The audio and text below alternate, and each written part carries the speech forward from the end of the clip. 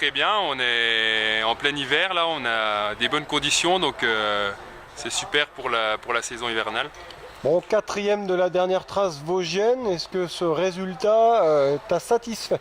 Ça va, oui, parce que je savais pas trop où j'en étais, j'ai pas spécialement préparé les courses de ski pour être performant, mais je skie surtout avec les jeunes que j'entraîne, donc j'étais plutôt content du résultat.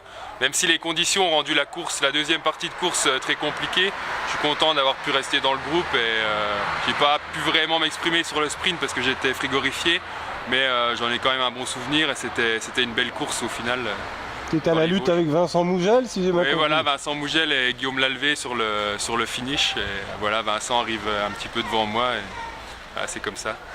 Bon, j'ai entendu que tu pourrais t'aligner sur la tranche jurassienne, c'est ça? Oui, voilà, c'est la première fois que j'ai l'occasion d'y aller, donc j'ai décidé de faire la tranche jus classique le samedi et enchaîner le dimanche avec la tranche jus skate. Donc c'est un gros week-end de course en perspective et j'essaye de skier un petit peu pour la préparer. Voilà. Qu'est-ce que tu travailles là en plein hiver, plus particulièrement? En fait, c'est surtout, j'essaye de faire des heures à faible intensité pour avoir une bonne base foncière qui va me servir après pour la saison d'enduro l'été. Et j'aime bien aussi les formats plus courts, c'est les sprints où je suis plutôt à l'aise. Après, voilà, je m'éclate sur les courses régionales sur lesquelles j'accompagne les jeunes que j'entraîne. Donc, je leur fais les skis, je regarde un peu je les accompagne sur les courses et après je mets le dossard et je fais la compète aussi.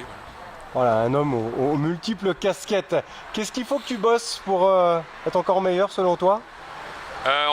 Pour être meilleur en ski?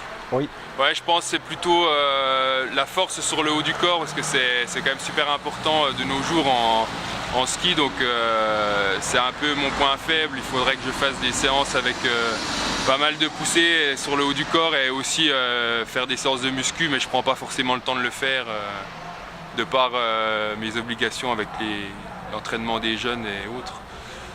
Bon, le VTT arrive rapidement. Explique un petit peu nous la transition ski et VTT, comment ça va se passer pour toi? Ouais, c'est vrai que ça s'enchaîne vite car on a les dernières compétitions avec les jeunes que j'entraîne fin mars et j'ai les premiers objectifs en enduro sur les pics enduro fin avril, donc ça laisse un petit mois pour se préparer, c'est très très court.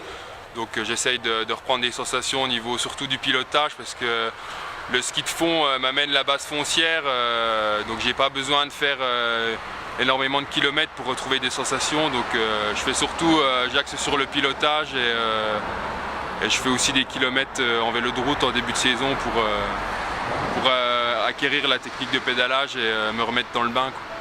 Ouais, sur quelle compétition tu vas t'aligner donc en VTT là au printemps prochain ou... Je vais attaquer par une course sûrement en Haute-Saône, un petit enduro de préparation. Après j'enchaînerai avec les pics enduro et puis les Cannondale Enduro Tour et l'enduro des Hauts-de-Vosges, l'enduro de la Semois et les championnats de France à Raon-l'Étape.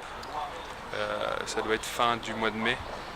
Voilà, et après j'ai pas encore vraiment défini mon programme complètement, mais voilà, je vais faire des belles courses du quart nord-est aussi qui sont sympas.